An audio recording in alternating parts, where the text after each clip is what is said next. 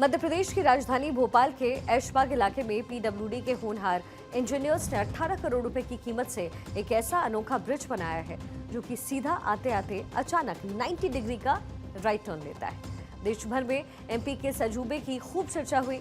Social media से लेकर के हर तरफ किरकिरी के बाद अब इसको रीडिजाइन कराने का फैसला ले लिया गया। दरअसल ये भोपाल में 90 डिग्री वाला ये वायरल ओवरब्रिज है जो कि नरेला विधानसभा में बना है, जहां पर रेलवे और पीडब्ल्यूडी ने मिलकर के इस ब्रिज का निर्माण किया।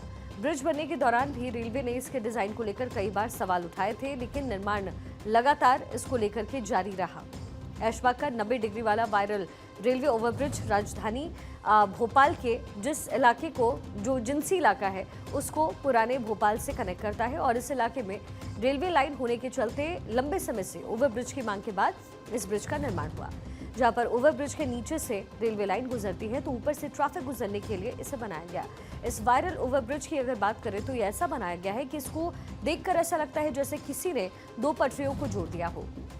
इसके चलते दोनों के मिलने वाले पॉइंट्स पर अचानक 90 डिग्री का मोड़ आता है, जिससे हादसे की काफी आशंका बढ़ जाती है। 90 डिग्री वाले वायरल ब्रिज की खूब किरकिरी के बाद अब पीडब्ल्यूडी मंत्री राकेश सिंह ने जांच के आदेश दिए हैं। इस 90 डिग्री वायरल ओवरब्रिज को भोपाल के लोग दुनिया का 8वां अजूबा बताते हुए थक नहीं रहे। जिस बीच बड़ा सवाल खड़ा होता है कि आखिर डीपीआर से लेकर के निर्माण के दौरान ब्रिज पर 90 डिग्री मोड़ और हॉकी स्टिक के जैसी बनावट को लेकर के कोई सवाल क्यों नहीं उठा। भोपाल में इंजीनियर्स के अजब गजब 90 डिग्री ओवरब्रिज को बनाने में 18 करोड़ रुपए और 10 सालों का समय लगा। इस ब्रिज की लंबाई की अगर बात करें तो ये 648 मीटर लंबा है, जहां 90 डिग्री टर्न से लेकर के हॉकी स्टिक जैसा जो घुमाव है वो देखने को मिलता है। वहीं इस ब्रिज को लेकर के सीएम मोहन यादव ने पहली बार बयान दिया। मोहन यादव ने कहा कि भोपाल में 90 डिग्री मोड़ वाले रेलवे ओवरब्रिज के निर्माण में तकनीकी खामियों के लिए जिम्मेदार लोगों के खिलाफ कार्रवाई होगी। सीएम ने यह भी कहा कि तकनीकी खामियों को दूर करने के बाद ही ओवरब्रिज का उद्घाटन किया जाएगा।